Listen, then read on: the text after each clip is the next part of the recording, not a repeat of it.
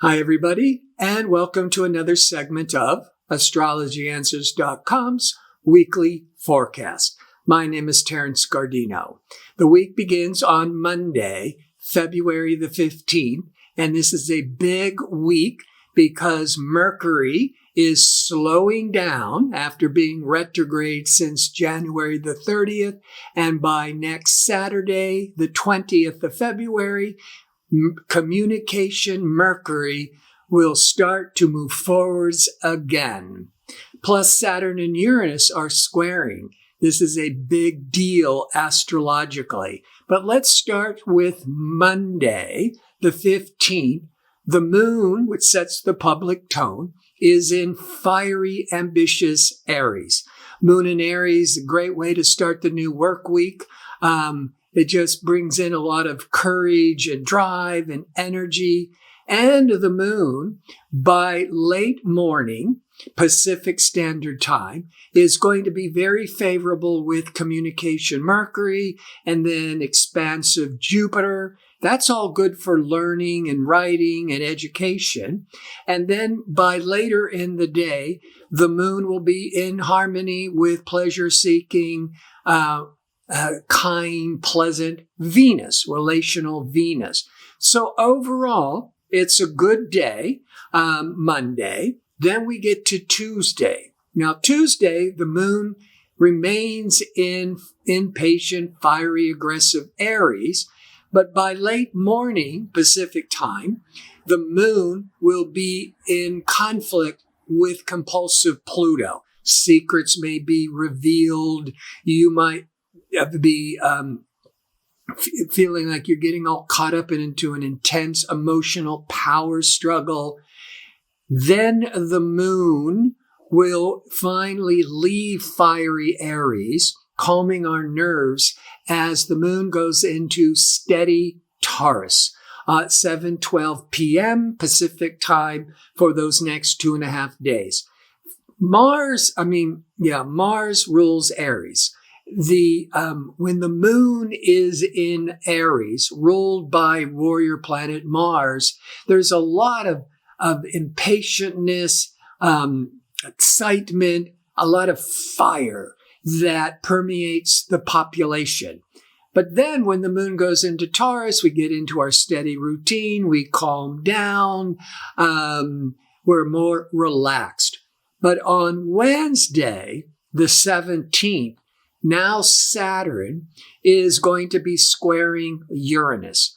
This is a 90-degree angle, an angle of conflict. Now, the 17th is the peak of it. But with a major planetary event, it's at least 2, even 3 weeks before the 17th to 2 to 3 weeks after. So certainly from the last week of January, all of February, Saturn, which deals with rules and regulations in business and economics and the establishment, is going to be very much upset by liberating rebellious Uranus. And so Saturn can represent the establishment and with government often, and Uranus is all this rebelliousness. You have seen this with the huge protests in Russia for the first time in a very long time. Now there's the coup d'etat in Myanmar 2 weeks ago, but recently they're now starting to have their people come out and doing these intense protesting. And there's going to be continued people fighting for their rights and freedoms throughout February, throughout the world. And the peak of it is Wednesday, the 17th. The moon will also be in Taurus, trying to calm the waters a bit. But the moon in Taurus, Uranus is in Taurus. So the moon is triggering the Uranus, bringing in a lot of emotional, unexpected upset and stress. So with all of that tension, anxiousness going on Thursday, The sun that's been in Aquarius for 4 weeks is going to move into Pisces.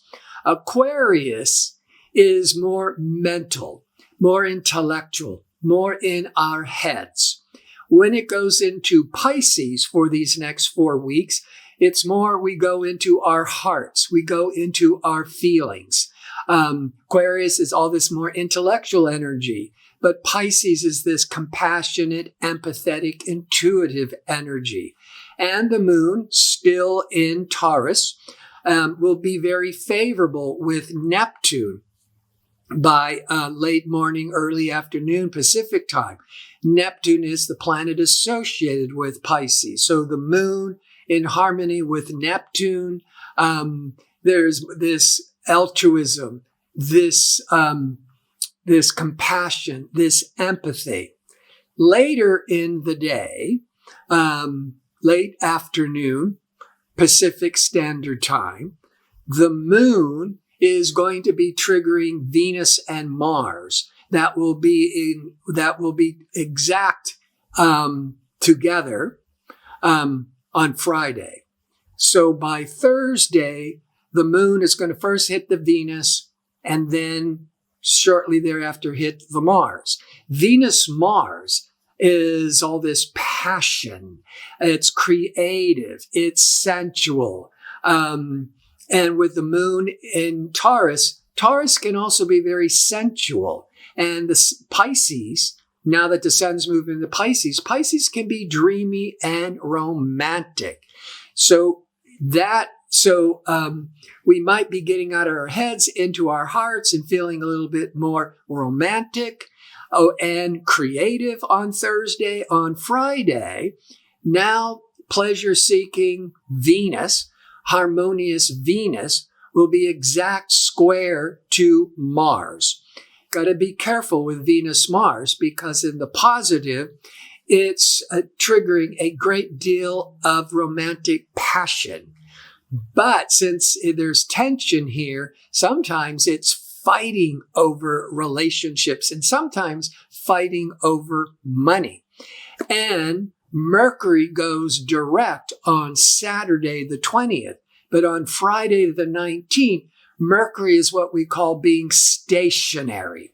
So if you look through a telescope, Mercury will no longer be appearing to be moving backwards, but it's not appearing yet to be moving forwards. That begins on Saturday.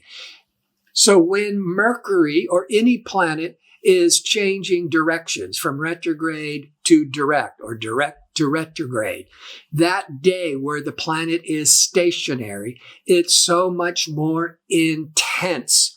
And with Mercury about ready to go direct on Saturday, it just bringing communications are going to be so much more intensified. And with Venus in conflict with Mars, there might be some impatientness, jumping to conclusions, and could create some disagreements. But as we get to Saturday, and now the Mercury wants to start moving forwards, clearing up any misunderstandings, revising goals and expectations. The moon will be in Gemini, talkative communication Gemini, and in harmony with Mercury and Jupiter.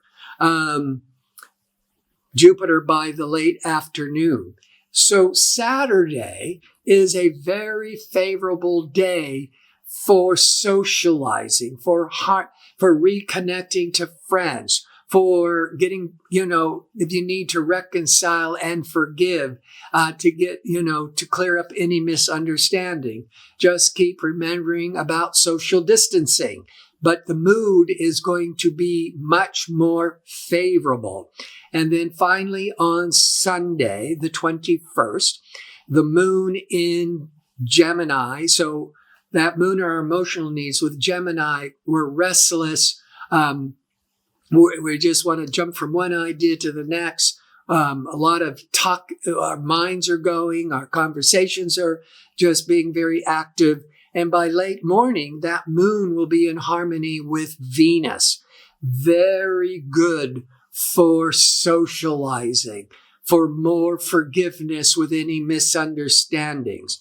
And then by 7:53 p.m., Sunday evening Pacific time, the moon goes into Cancer. And so with the moon in Gemini, we're more in our heads. Then the moon goes into Cancer, and we are back to are more connected with our feelings and our emotions. Before I sign off, I want to remind you I'm available for a one-question offer for a nominal fee. To request it, just go to astrologyanswers.com.